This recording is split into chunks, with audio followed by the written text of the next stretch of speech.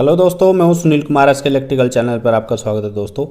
तो दोस्तों आज हम ये मकीता का 9556 HB ग्राइंडर है, इसका सामान हमने खोल के सब रखा हुआ है। ये आज हम इसको फिट करना आपको बताएंगे कि कैसे ये फिट किया जाता है। इसका एक एक सामान के बारे में हम बताते चले जाएंगे और ये आपको ठीक करना बड़ा ईजी हो जाएगा। तो सबसे पहले हम इसकी बॉडी में ये जो स्टेटर हम बोल देते हैं फील्ड कॉइल, वैसे हम इसको ज़्यादातर बोलते हैं फील्ड कॉइल, फिट करेंगे हम इसको।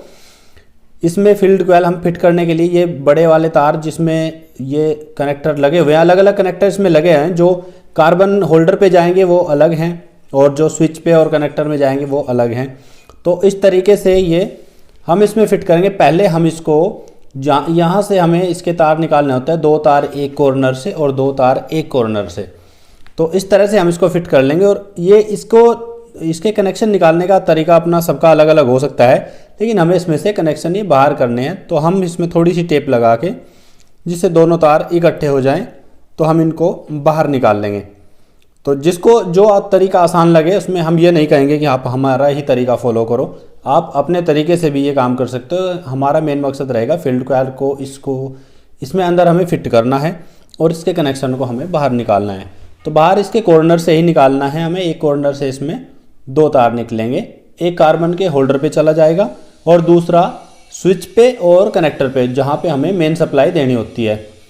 इसके कनेक्शन निकालने के बाद में फिर अगला प्रोसेस हम शुरू करेंगे। तो सबसे पहले इसके कनेक्शन हम निकाल के और इसको कनेक्ट कर लेंगे।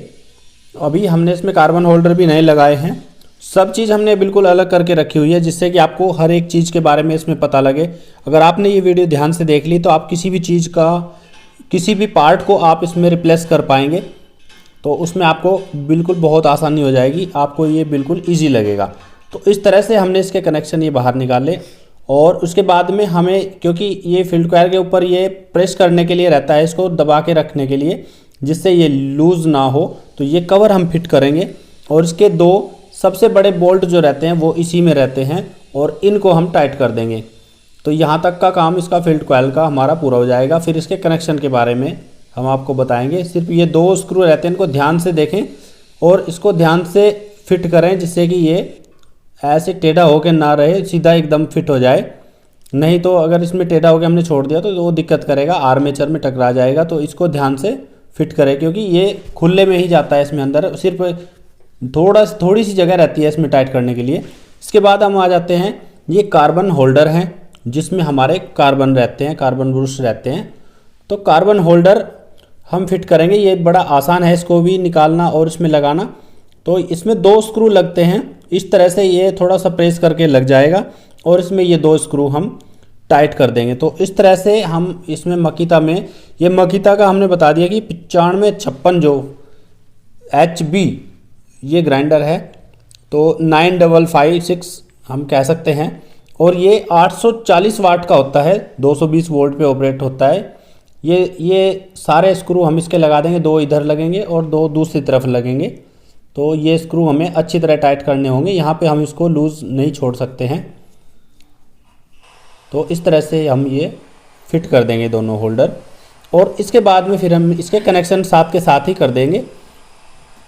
तो अब इसके कनेक्शन हम देख लेते हैं। ये जो बड़ा वाला तार है ये कनेक्टर पे जाएगा और ये इसमें स्विच में लगेगा। ये कनेक्टर है जिसमें हम यहाँ पे जो तार दिया हुआ है फील्ड कॉइल का, एक तार इसमें मेन सप्लाई इनपुट के लिए चला जाएगा। क्योंकि यहाँ से हम जो मेन सप्लाई इसमें देते हैं तो एक इस कनेक्टर में दे देते हैं और एक स्विच के थ्रू दे देते हैं। कनेक्टर से डायरेक्ट एक चला जाता है तार सप्लाई का और दूसरा तार हमारा इसके स्विच के थ्रू जाता है। तो एक तार हम कनेक्टर में पहले फिट कर लेते हैं, उसके बाद में हम दूसरा लगा के देखेंगे। तो इस तरह से ये कनेक्टर में फिट हो गया है। अब इसको कनेक्टर को हम इसमें फंसा देंगे और इसका भी कनेक्टर को भी ध्यान रखें ये इधर उधर ना जाए। तो क्योंकि इसमें एक इसका खांचा रहता है, हम इसको निकाल के दिखा देते हैं आपको। तो अगर हमने उसमें सही से फिट किया तो फिर ये इधर उधर स्लाइड नहीं होगा। तो इसमें ये ध्यान से देखें, ये यहाँ पे खांचा रहता है और उसकी वहाँ पे एक ये जगह रहती है जहाँ पे हमें प्रेस करके रखना होता है। उसके बाद में ये इधर उधर नहीं जाएगा और यहीं पे फिक्स हो जाएगा। तो इसको ड्रेसिंग कर दे, तार को इधर उधर बिखरा हुआ ना रखें। और अब इसको हम देख लेते हैं जहाँ पे ये हमारे इस तरह के कनेक्टर हैं। तो ये कार्बन ब्रश का जो होल्डर है वो इसकी पिन में कनेक्ट हो जाएंगे। और फिर जो दूसरा तार जो बचता है, एक हमने उसमें कनेक्टर में लगा दिया है जिसमें मेन सप्लाई हमें दी जाती है। और यहाँ से भी हम इसको टेप हटा के इसके कनेक्टर को भी हम फिट कर लेते हैं। तो ये कनेक्टर भी हमारा कार्बन होल्डर पर चला गया। यहाँ पर हम इसको अच्छी तरह फिक्स कर लेंगे। तो ये इस ग्राइंडर का हम आपको बता देते हैं, इसकी परफॉर्मेंस बहुत अच्छी है। ये ग्राइंडर बहुत अच्छा है और मकीता का है, जापानीज टेक्नोलॉजी है, तो इस पर हम भरोसा कर सकते हैं। ये लॉन्ग लाइफ है। तो अब ये स्विच की बारी है। हम इसके ऑन ऑफ का ये सिंबल देख लेते हैं। जिधर ये 0 है तो ऑफ है, और ये जो 1 का निशान, इधर लाइन का निशान बना हो तो ये चालू ऑन है यानी। तो हमें 0 की तरफ हमें रखना चाहिए। तो हमें ऑफ पोजीशन हमें स्विच की देखनी पड़ेगी। इस तरह से हम इसका कैप, ये बैक कवर देख के और स्विच को हम मल्टीमीटर से चेक कर लेंगे कि ऑफ कंडीशन में ये किधर रहेगा। तो इस तरह से अभी ये देख लेते हैं ये ऑन है या ऑफ है। तो अभी ये ऑफ है, तो हम ऑन करके भी एक बार इसकी कंटिन्यूटी देख लेते हैं। तो इस तरह से ये अब यहाँ पे कंटिन्यूटी इसमें आ रही है, तो इसे हम ऑफ कंडीशन में रखेंगे। और उधर जो इसका बैक कवर है, इसमें भी 0 में जो ये ऑफ कंडीशन है, वहाँ पे हम इसको मैच करके रख लेंगे और अच्छी तरह इसको फिट करेंगे इसमें। तो ये हमें ध्यान रखना चाहिए कि सिंबल जिसका जिधर है उधर ही हमें स्विच को यूज़ करना चाहिए, जिससे कि चलाने वाले को कोई मिसअंडरस्टैंडिंग ना हो। क्योंकि कई बार चलाने वाले जो हैं वो इसको ऑफ कंडीशन में रख देंगे। अगर वो गलती से गलत लगा हुआ होगा तो उसमें दिक्कत आ जाएगी, और वो तार लगाते ही एकदम चल जाता है, उसमें एक्सीडेंट होने का खतरा रहता है। तो इस तरह से ये एक तार जो हमारा बचा हुआ था फील्ड कॉइल का, ये इसके स्विच पे चला जाएगा। तो हो सकता है हमारे समझाने का तरीका थोड़ा कमज़ोर हो सकता है, लेकिन आप समझने की कोशिश करें तो ये आपकी समझ में अच्छी तरह आ जाएगा। तो इस तरह से ये एक स्विच पे चला गया तार। और दूसरा जो पोल इसका स्विच का बचा है, उसमें हम मेन सप्लाई का इनपुट देते हैं, क्योंकि एक तार मेन सप्लाई का हमारा इसमें स्विच के थ्रू जाता है, एक डायरेक्ट जाता है। तो ये रबड़ के कैप जो है ये भी स्विच पे हम लगा लेंगे। ये इसको धूल मिट्टी से भी प्रोटेक्ट करती है, यहाँ से धूल मिट्टी जाने से बचाती है और गैप को भी मेंटेन करती है। तो इस तरह से ये इसमें स्विच का हमने फिट कर लिया है। और अब बाहर से कनेक्शन हम बाद में देंगे, पहले हम आर्मेचर देख लेते हैं। आर्मेचर को हम फिट करने की कोशिश करते हैं। अब ये आर्मेचर का बैक का बैरिंग है, बैक साइड में जो 607 नंबर का बैरिंग इसमें लगता है। और इसमें एक अंदर इसकी रबड़ की जो है वो कैप है, वो अंदर ही इसमें फंसी हुई है। हम कोशिश करते हैं इसको देखने की, तो क्योंकि उसमें आसानी से लग जाएगा तो हम उसको निकालने की कोशिश भी अभी नहीं करेंगे। लेकिन इसमें एक रबड़ की कैप होती है जिससे उसमें वहाँ पे गैप ना रहे और आर्मेचर सही से फिक्स हो जाए।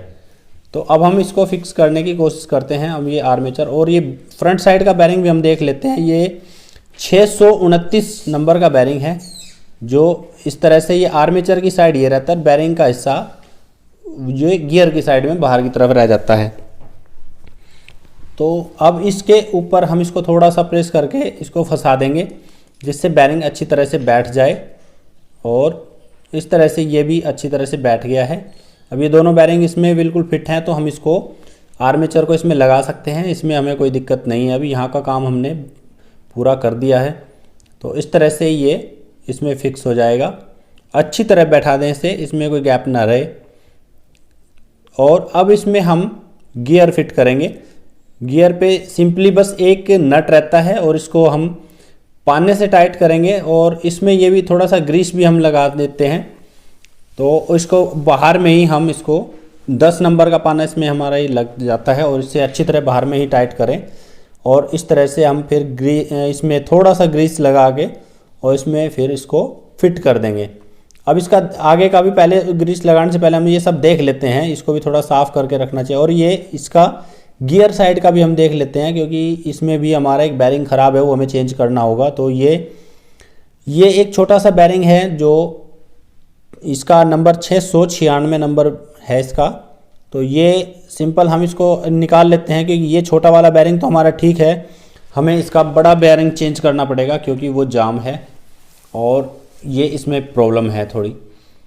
तो ये बैरिंग तो बिल्कुल ठीक है, सही वर्क कर रहा है 696 नंबर का। तो हमें दूसरा चेंज करना पड़ेगा। इसको हम एक साइड रख देते हैं। ये हम देखने की कोशिश कर रहे हैं लेकिन बहुत छोटा है।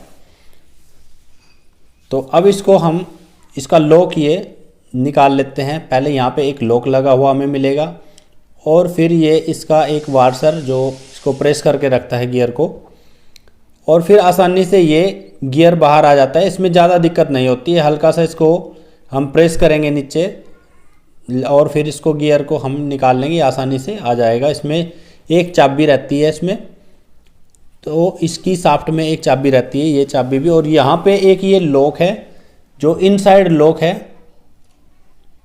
इसके हटाने से हम इसको आसानी से बेरिंग को निकाल सकते हैं। तो पहले हम इसकी ये शाफ्ट बाहर करेंगे और चाबी निकाल लेंगे इसकी। ये यहाँ पे एक चाबी है इसकी, इसको बाहर निकाल लेंगे तभी जाके हम इसका ये शाफ्ट निकाल पाएंगे। तो इसको, ये छोटा पार्ट होता है, इसको थोड़ा संभाल के रखना चाहिए, नहीं तो मिस हो जाता है तो बड़ी दिक्कत हो जाती है। अब इसको थोड़ा सा प्रेस करके मारेंगे तो ये शाफ्ट बाहर जाती चली जाएगी और ये इसी तरह से बाहर निकल जाएगी। और इसको यहाँ ऐसे रखेंगे और इधर से कुछ इस पर प्रेस करेंगे तो ये बेरिंग आसानी से बाहर आ जाएगा। तो हमें ये वार्सर भी रखना है ध्यान से, और ये बेरिंग थोड़ा जाम है तो हमें ये दूसरा ही चेंज करना है। इसको हम चलाने की कोशिश नहीं करेंगे। तो इस तरह से ये जाम है, ये 6201 नंबर का बेरिंग है इसमें, और इसको हम नया डाल देंगे। तो इस तरह से इसमें ये बेरिंग रिप्लेस कर देते हैं। वार्सर भी इसका थोड़ा साफ़ करके हम रख देते हैं। तो दोस्तों हमारी वीडियो पर लाइक बहुत कम आते हैं, तो हम आपसे ये विनती करते हैं कि आप हमारी वीडियो को लाइक ज़रूर करें। तो हम आपको अच्छे से समझाने की कोशिश करेंगे। तो कुछ दिन में तरीका सही हो जाएगा अगर अभी नहीं है तो, लेकिन आप हमारी वीडियो को लाइक ज़रूर करें। हम इसमें काम की ही बातें बताते हैं, कंस्ट्रक्शन साइट से जुड़ी हुई खासकर। तो हम इसमें ये फिट कर लेते हैं, पहले बेरिंग फिट करके हम इसमें बाद में इसके लॉक सेट करेंगे। तब तक आप हमारी वीडियो को लाइक कर दो, ये रिक्वेस्ट है हमारी। तो दोस्तों इस तरह से ये इसमें हम किसी चीज़ को, ऐसी चीज़ को लेंगे जो बेरिंग की बॉल पे चोट ना पहुंचाए, सिर्फ उसके कॉलर पर ही रहे। तो इस ऐसी चीज़ से हम इसको बेरिंग को फिट कर लेंगे।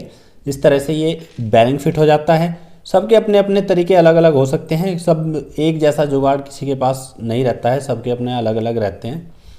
तो तरीके भी सबके अपने अलग अलग रहते हैं। तो इस तरीके से आप अपने हिसाब से इसको फिट कर सकते हैं। और फिर हम इसमें लॉक फंसा देंगे ये, क्योंकि इसी लॉक के सहारे से ये बेरिंग यहाँ पे फंसा रहता है और अंदर बाहर नहीं होता है। अच्छी तरह से हम इसे पेंचकस से चेक करके देखें कि हाँ ये लॉक लूज़ तो नहीं है, इसमें अच्छी तरह फंसाया नहीं। उसके बाद ये चाबी रखने के बाद हम इसमें गियर लगा देंगे। आसानी से इसका गियर फिट हो जाता है, इसमें कोई ज़्यादा दिक्कत नहीं होती है। तो इस तरह से थोड़ा सा हम इसको जहाँ चाबी लगती है उसके एक खांचे में इसको रखेंगे और ये आसानी से फिट हो जाएगा इसमें। और फिर हम इसको इसके ऊपर के जो वार्सर और लॉक है वो लगा देंगे। तो इस तरह से ये हम दोबारा इसको रख देते हैं सही से ये, और ये सेट हो गया इसमें। अब इसके ऊपर जो इसके दो आइटम और रहते हैं, ये एक इसका प्रेशर वाला ये रहता है वार्सर, और ये लॉक। तो ये लॉक भी हम इसका लगा देते हैं। और इस लॉक को भी लगाने के बाद में एक बार देखें कि वो इसके खांचे में अच्छी तरह बैठा है या नहीं, उसको लूज ना छोड़ें इधर उधर, नहीं तो फिर वो स्पीड में चलने के बाद में अगर निकल जाएगा तो ये दिक्कत कर जाएगा हमें। तो इस तरह से इसको अच्छी तरह से फंसाएं। तो ये भी हमने आपको बता दिया कि मकीता का ये ग्राइंडर है और 9556 इसका नंबर है। और ये छोटा सा बैरिंग लगता है जो हमने आपको निकालते टाइम में ही इस बैरिंग को बताया था कि ये 696 नंबर का बैरिंग है। तो ये भी हम फिट कर लेते हैं। और अब ये यहाँ का प्रोसेस एकदम कंप्लीट हुआ और ये गियर सेट इसका बिल्कुल फ्री हो गया है एकदम सही, क्योंकि पहले ये बिल्कुल जाम था, इसका बैरिंग ख़राब हो गया था। तो अब इसको हम फिट करना शुरू करेंगे ग्रीस करके। तो ग्रीस हम यहाँ पे भी लगाएंगे और थोड़ा सा इसके जो आर्मेचर पे जो गियर है उसमें भी लगाएंगे। ओवर ग्रीसिंग नहीं करनी चाहिए, ये हमने पहले भी बताया है। और इस तरह से थोड़ा सा ग्रीस जितना ज़रूरी है उतना ग्रीस लगाने के बाद में हम इसको फिट कर देंगे और इसके स्क्रू हम टाइट कर देंगे। तो यहाँ का प्रोग्राम हमारा इतने में कंप्लीट हो जाता है। यही एक बैरिंग यहाँ पे रहता है सामने इसमें, और एक ये छोटा वाला बैरिंग पीछे की तरफ रहता है बड़े गियर के। यहाँ पे ये 2 बैरिंग रहते हैं, इसमें आगे के हिस्से में इतना ही प्रोग्राम रहता है। तो इसके हम ये 4 नट 4 बोल्ट ये हम इसके फिट कर लेते हैं। उसके बाद में फिर हम इसको ग्राइंडर में टाइट कर सकते हैं। अब लगभग हमारा काम इसमें कंप्लीट हो गया है। तो इस तरह से हम इसमें थोड़ा सा ग्रीस यहाँ पे भी करेंगे। और दोस्तों हम आपको ये भी बता देते हैं कि प्रोसेस वही रहता है कि अगर हमने ध्यान से काम किया है सारी चीज़ों पे, तो हम एक ही बार में हम ये भरोसा कर सकते हैं कि पहले फर्स्ट अटैम्प्ट में ही ये मशीन चालू हो जाएगी। तो इस तरह से हम इसके यहाँ के मेन जो 4 स्क्रू हैं ये भी फिट कर लेते हैं। स्क्रू भी अच्छी तरह टाइट करें, अगर कोई स्क्रू फ्री है तो उसे चेंज करें या फिर उसके साइज से थोड़ा ओवर लगाएं। तो इस तरह से अब इसके बारी आ जाती है इसमें ये एबी वार्सर लगते हैं यहाँ पे, एबी वार्सर जो है जो इसमें ये ब्लेड हमारा टाइट होता है। यहाँ पे अब बैक साइड में आते हैं, इसमें कार्बन हम फंसा देते हैं, कार्बन अभी चल जाएंगे इसके। तो कार्बन ब्रश दोस्तों इसका ग्राइंडर का कोई सा भी ग्राइंडर हो उसका मॉडल नंबर बता के कार्बन ब्रश मिल जाते हैं। तो इस तरह से हम इनको भी कनेक्ट कर लेते हैं, क्योंकि मशीन को किसी भी मशीन को दोस्तों खोलना सबके लिए आसान है, दिक्कत हमें फिट करने में ही होती है। तो हमने इसीलिए इसको फिट करने का तरीका आपको बताया है। अब आप ये तरीका जब जान जाओगे तो आसानी से किसी भी चीज़ को इसमें रिप्लेस कर पाओगे, उसमें आपको कोई प्रॉब्लम नहीं होने वाली है और ये सब कुछ आपको ईजी लगेगा। तो इसी तरह से जो भी मशीनें हमें मिलती रहेगी हम उसको आपको दिखाते रहेंगे। तो अब हम इसमें इसका मेन जो लीड है वो लगा देते हैं, जो केबल हमें इसमें कनेक्ट करना है। और ये रबड़ है इसकी, इसको प्रोटेक्ट करने के लिए केबल अगर इधर उधर बैंड होता है तो जल्दी केबल डैमेज ना हो, ये उसके लिए दी जाती है। तो यहाँ पे हम इसको दबा देंगे। इसमें यहाँ का एक प्रोटेक्शन के लिए ये दिया रहता है इसमें पत्ती, ये प्लास्टिक की। तो इस तरह से इसके हम ये राउंड करके उसमें स्क्रू में एक तार जो है हमारा बाहर मेन से वो इसके स्विच पे चला जाएगा और एक हमारा इसमें कनेक्टर में चला जाएगा। तो ये हमारी बाहर से आई हुई मेन सप्लाई है और इसमें से जो दूसरी तरफ से जो तार गए हैं वो फील्ड कॉइल में चले जाते हैं सीधे। तो इसमें फील्ड कॉइल में भी 2 कॉइल रहती हैं, उसमें अलग अलग कॉइल में जाते हैं और उसकी आउटपुट हमारी कार्बन होल्डर पे आ जाती है, जो जिसके थ्रू सप्लाई आर्मेचर में जाती है और आर्मेचर इसमें अंदर घूमता है। ये इसका रहता है प्रोसेस जो भी चलने का है। तो इसके घूमने का ये प्रोसेस रहता है कि मेन सप्लाई फील्ड कॉइल में जाएगी और फील्ड कॉइल की आउटपुट आर्मेचर में जाएगी कार्बन से होती हुई। तो इसको भी हम टाइट कर देते हैं, इससे ये केबल इसमें प्रेस करके अंदर दबा हुआ रहेगा और ये ग्राइंडर में झटके से कभी अगर झटका लग भी जाए तो इतनी जल्दी नहीं निकलेगा। तो इसको ये दबा के रखता है। तो अच्छी तरह इसको फिट करें, अगर इसमें गैप रह जाता है तो ये कवर लगाने में दिक्कत होती है। तो अभी ये अच्छे से फिट हो गया है और स्विच का भी हमने ध्यान रखा है कि जो राउंड वाला हिस्सा है वो ऑफ की तरफ ही रहे। और ये स्क्रू लगा के इसका बैक कवर भी हम इसको फिट टाइट कर देते हैं एकदम। और टाइट करने के बाद में अब इसकी टेस्टिंग बाकी है। तो हम इसकी टेस्टिंग के लिए अभी इनको वार्सर को हम निकाल देते हैं, इसको चला के देखते हैं। तो इस तरह से इसका हम मेन सप्लाई देते हैं। अगर हमने अच्छा काम किया है, सही से किया, तो देखो ये बिल्कुल एकदम सही चल गया है, क्योंकि इसमें ऐसी कोई दिक्कत ऐसी होने वाली है नहीं। अगर हम सही ध्यान से काम कर रहे हैं तो ये बिल्कुल एकदम सही चल रहा है। दोस्तों अगर हमारी वीडियो आपको पसंद आए तो उसे लाइक ज़रूर करना। अगर आपको थोड़ा सा भी फ़ायदा इस वीडियो से है तो हमारे चैनल को सब्सक्राइब ज़रूर करना दोस्तों। ये हमारी आपसे एक रिक्वेस्ट है, क्योंकि कंस्ट्रक्शन साइट से जुड़े हुए इलेक्ट्रिकल और मैकेनिकल इक्विपमेंट के बारे में जानकारी आपको इसमें मिलती रहेगी। और हमारी कोशिश ये रहेगी दोस्तों, हम आपको सटीक जानकारी दें और अच्छी जानकारी दें, एकदम सच्ची जानकारी दें। तो दोस्तों आज के लिए इतना ही, धन्यवाद।